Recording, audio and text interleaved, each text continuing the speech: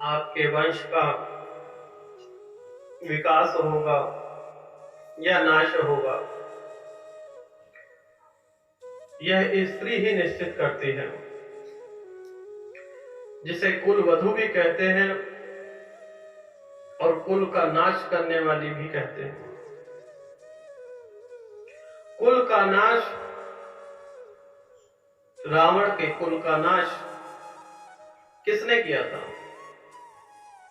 बोलिए। शूर्पणखा ने। बिल्कुल ठीक है।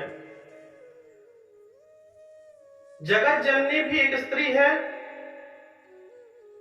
और कुल का नाश करने के लिए भी एक स्त्री ही है। आज भी वही हो रहा है। पूरा परिवार एक ही रहता है। मान लीजिए घर में 8 बच्चे भी हैं, तब भी उनको संजो के रखने वाली उनकी मां ही होती है। परंतु अगर एक बेटे की शादी हो जाए तो पूरा घर बिखर जाता है। ऐसा क्या घटा? एक ही तो सदस्य बढ़ा था। परंतु वही कारण है कि नाक मेरी ऊंची रहे। वही कारण था कि शूर्पणखा की नाक कट गई, ऊंची नहीं हुई, और आज भी वही चल रहा है। आज ना जाने कितनी शूर्पणखा कितने ही घरों में विराजमान है। जो भाई अपने भाई के ऊपर जान देने को तैयार रहता है,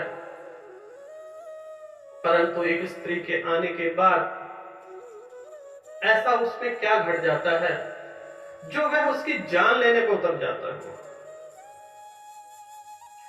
लालच।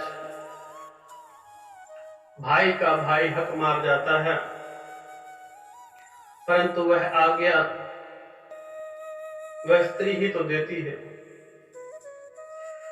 अगर उसने उत्पात करना ही होता तो शादी से पहले क्यों ना करता? घरों में बंटवारा हो जाता है, दीवार खींच दी जाती है, भाइयों से बोलना बंद हो जाता है, रिश्ते नाते सभी खत्म हो जाते हैं।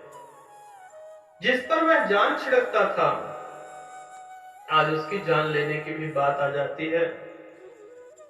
यह 3 ही जो चीजें हैं, यह जीवन बर्बाद कर देती हैं। स्त्री, धन और क्रोध, यह 3 चीजें वंश का नाश कर देती हैं। और यही 3 चीजें हैं जो एक अच्छी मित्रता बनाती हैं।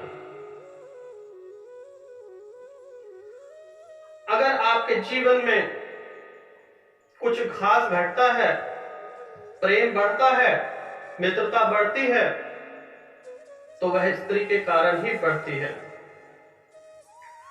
स्त्री के हाथ में ऐसे गुण होते हैं, किसी को भी मनाना हो वह मना सकती है। माता लक्ष्मी से लेके माता चंडी का रूप सभी स्त्री ही तो है। जहां प्रेम देने की बात आती है, वहां माता काम आती है। वही स्त्री जिसने घर को बिखेरा था, जब वह मां बनती है तब उसे समझ आती है कि मां होती क्या है। एक मां अपना जीवन कुर्बान कर देती है अपने बच्चे के ऊपर। अपनी फिगर का ख्याल नहीं रखती, अपने फिगर उसकी खराब हो जाती है, परंतु अपने बच्चे को जन्म देती है। परंतु वही बच्चा एक स्त्री के प्रेम में पड़कर अपनी मां को भूल जाता है। वह लड़की प्रेम में पड़कर अपने माता पिता, अपने वंश को, अपने रिश्तेदारों को, सबको भूल जाते हैं। वासना के चक्कर में, छोटे से प्रेम के चक्कर में हाल ही में एक घटना हुई है जिसमें 27 वर्ष का एक युवक 20 साल की एक लड़की के प्रेम में पड़ जाता है। रात को वह कहीं पार्टी में जाते हैं और दोनों में कुछ कहासुनी हो जाती है। लड़की कहने लगी कि आज मैं तुम्हारे साथ ही रहूंगी। लड़के ने किसी कारणवश उसे कहा कि तुम आज चली जाओ, आज मैं अपने घर में नहीं रख सकता। छोटी सी बात, वह लड़की फिर दोबारा आई और कहने लगी तुमने मुझे ब्लॉक क्यों किया व्हाट्सएप पे। लड़का कहने लगा ये सुबह बात करेंगे। थोड़ी नोक-झोंक हुई और रात को सो गए। लड़की ने फंदा बनाया और लटक गए। जीवन इतना सस्ता हो गया है, आप लोग सोचते नहीं हैं कि हमारे माता पिता भी हैं